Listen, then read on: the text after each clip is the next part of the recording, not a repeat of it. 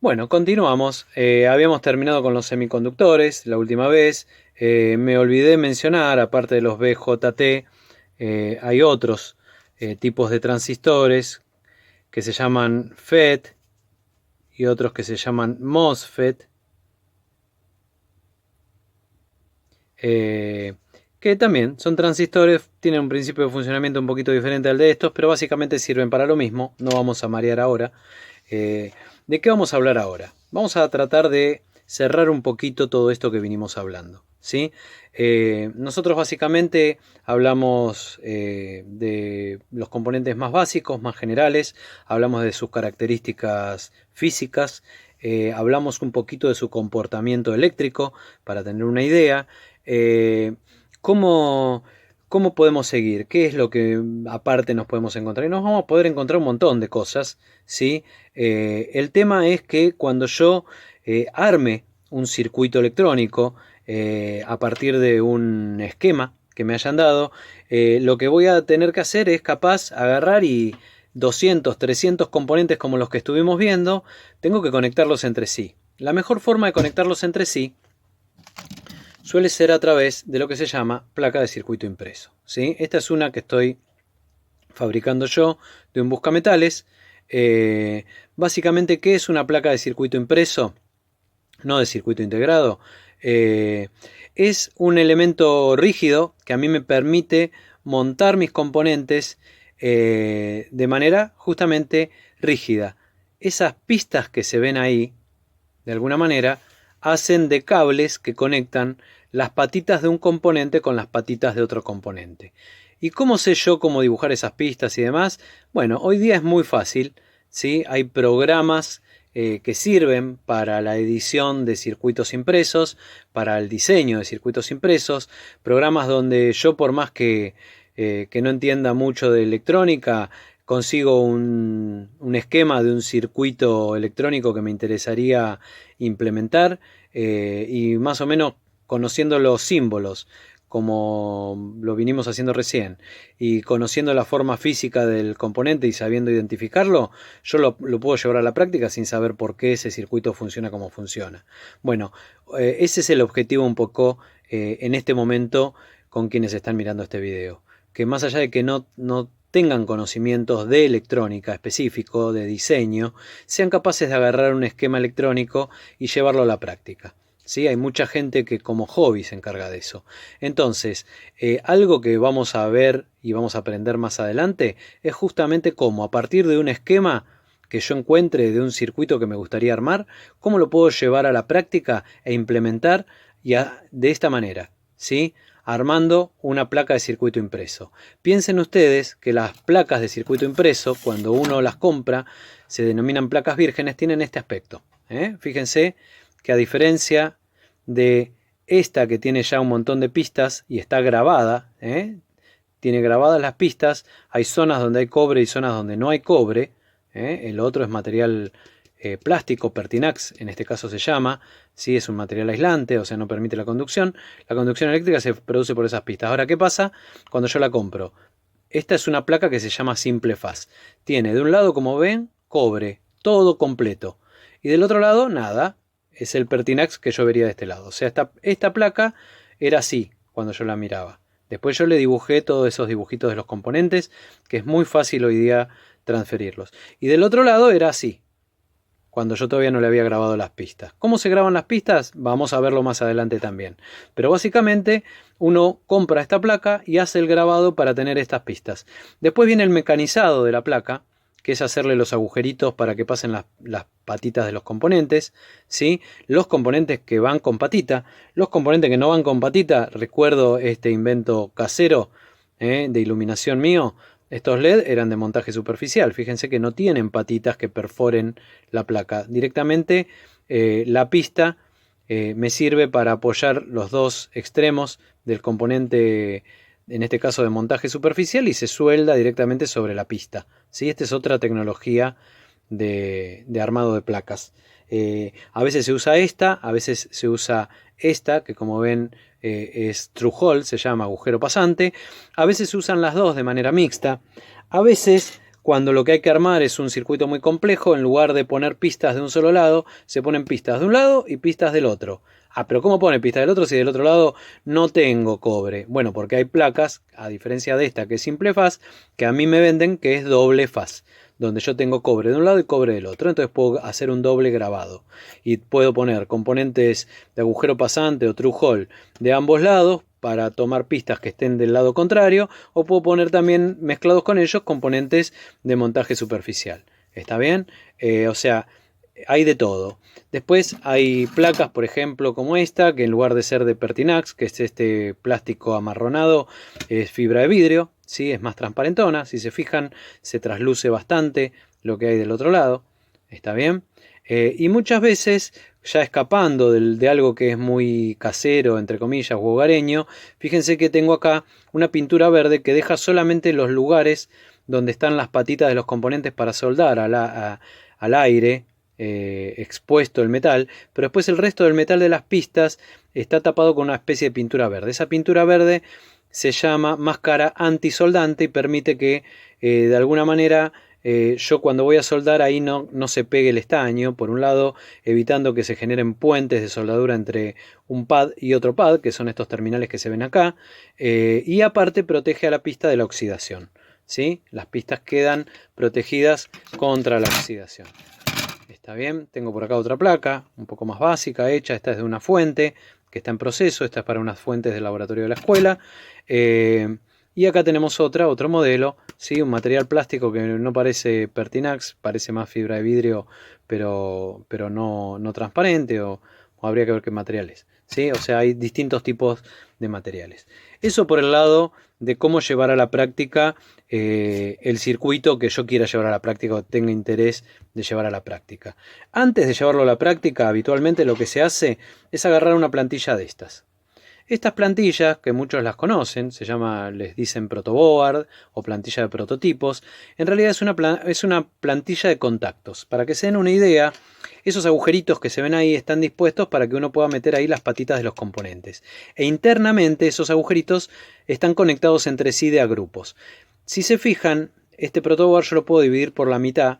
En su zona central tiene una canaladura que en realidad está ahí no por cualquier cosa, sino para que me calce justo un integrado dual line de estas características, ¿sí?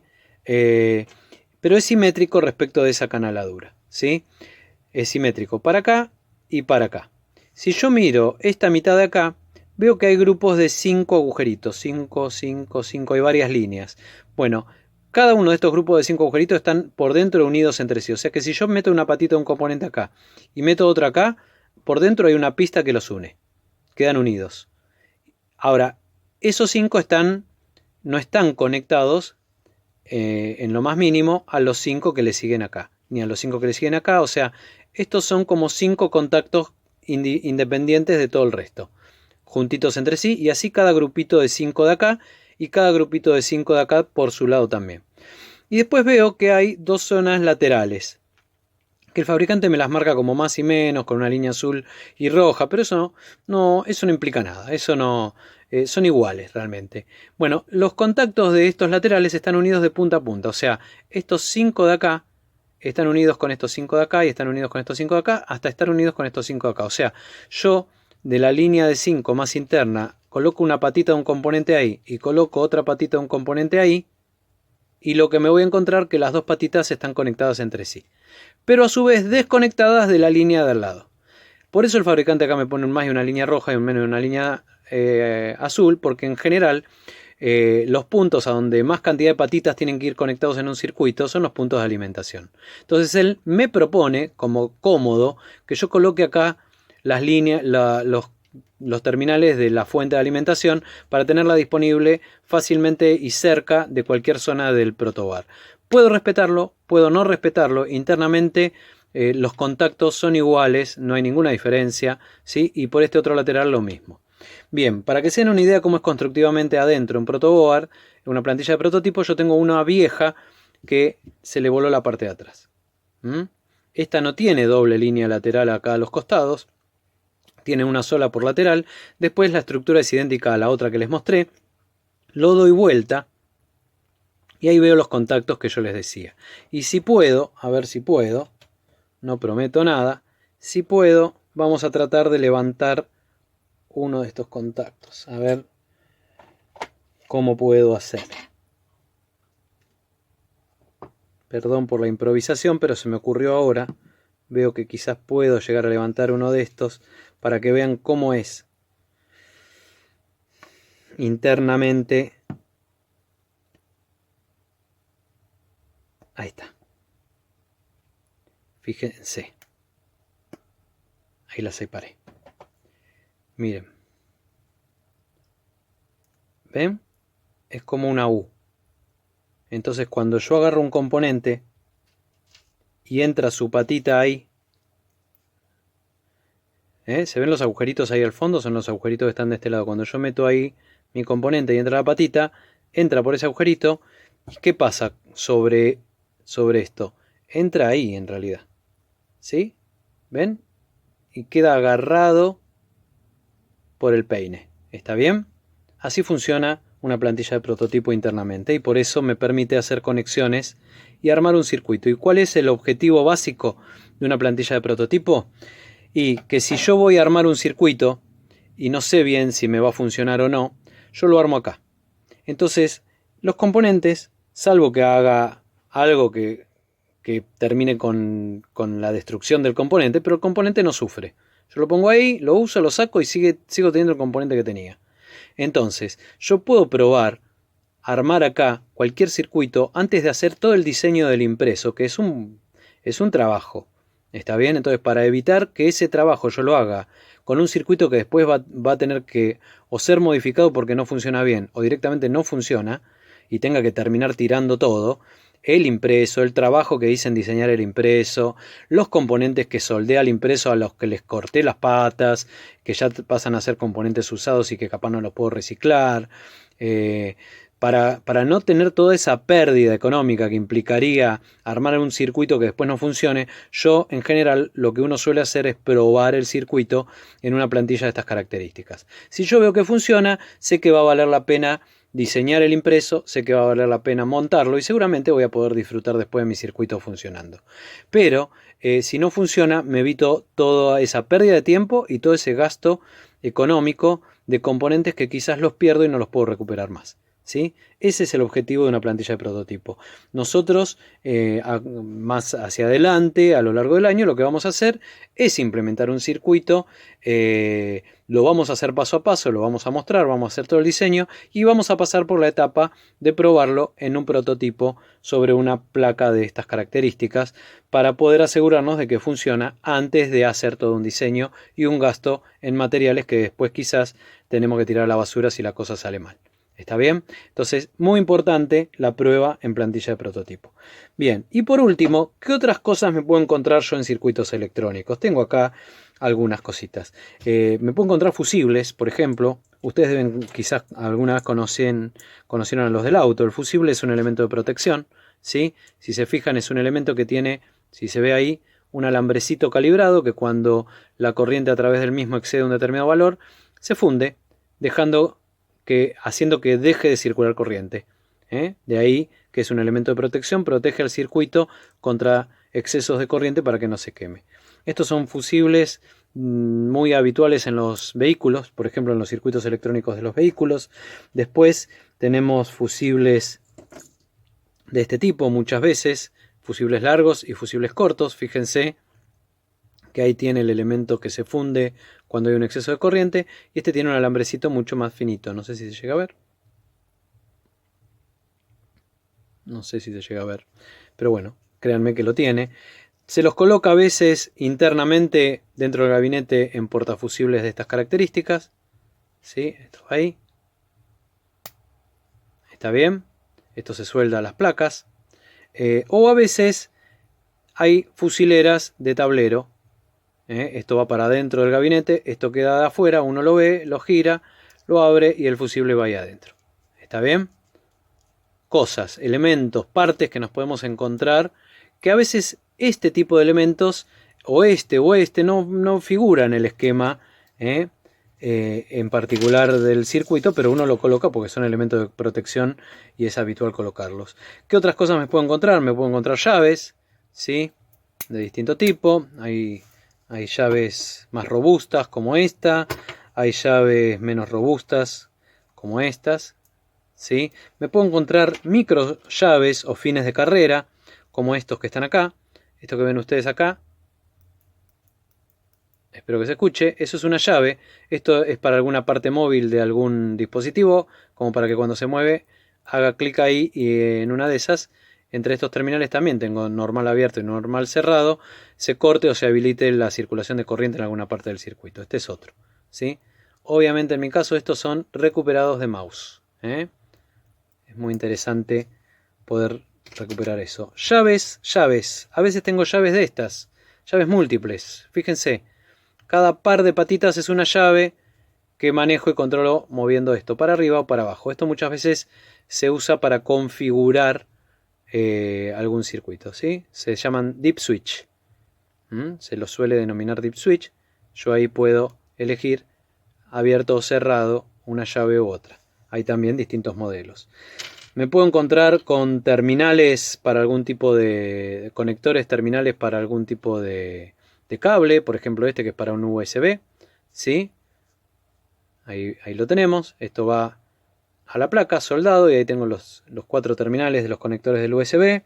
Me puedo encontrar con piezoeléctricos, esto que tengo acá son elementos que zumban o zumbadores, cuando los alimento con energía eléctrica, zumban, hacen ruido básicamente. Me puedo encontrar con peines de conexión para poder conectar cables a un circuito impreso de una manera prolija. Se suele usar esto es un conector macho, esto es un conector hembra, se corta la cantidad de pines que uno quiera y se lo coloca esto de repente en el impreso y esto en el cable. Entonces esto después se lo enchufa directamente ahí y puedo fácilmente desconectar mi impreso y separar la placa del resto del gabinete o conectarlo sin que el cable quede desprolijamente soldado directamente a la placa, que la verdad no es muy bueno. A ver si veo por acá alguna otra cosa de las que había separado para comentarles. Bueno, puedo tener conectores de este estilo, se llaman euroconectores, está bien, tiene un contacto adentro y un contacto afuera, ¿sí? Y acá tengo los dos contactos, estos son de tablero, los habrán visto en la parte de atrás de algún equipo de audio muchas veces o de video, se los usa mucho para eso. Estos serían los hembras que van en el gabinete. A ver qué más puedo tener por acá, que vea. No veo en particular nada que no les haya mostrado. Bueno, puedo tener que mi fuente de alimentación sean fuentes químicas fijas, como puede ser una batería, entonces tengo clips de batería de estas características, o tengo portapilas, está bien, para sacar alimentación. Bueno, un poco la idea de todo esto fue hacerles un reconocimiento general de qué se van a encontrar dentro de lo que es un circuito electrónico, simbologías, componentes, y tener una idea muy vaga por ahora de cómo se lo puede implementar por el lado de probar en una plantilla de prototipos o de armar una placa. Calculo que los próximos videos ya de una segunda videoclase, este es el último tramo de esta primer videoclase en video, los próximos tramos de video de la segunda videoclase ya nos meteremos con probar en laboratorio conectando nuestros elementos, nuestros componentes que recién hicimos recorrido, vamos a conectarlos en pequeños circuititos para comprobar de manera práctica cómo funciona y cómo se comporta cada uno de acuerdo a lo que estuvimos explicando. Y después ya en una tercer videoclase nos vamos a meter en el desarrollo de un proyecto que es el que teníamos previsto para este año. Me olvidé, acá, estos son cristales de cuarzo, ¿sí? Adentro de... Este es otro tipo de componente. Se usa mucho para generar señales fijas de frecuencia variable. La frecuencia es muy exacta que generan, ahí está escrita, ¿sí? Acá hay de distintos tipos, también reciclados. Pero sirven, ¿sí? Todo sirve. Todo sirve. Más cuando uno necesita elementos para poder probar, todo sirve y nos ha servido para poder, en este caso, en esta situación particular, armar estos videos. Bueno, les mando un abrazo grande y nos vemos en una próxima videoclase que va a tener una serie de tramos nuevos. Este es el último tramo, insisto, de esta primer videoclase. Un abrazo para todos.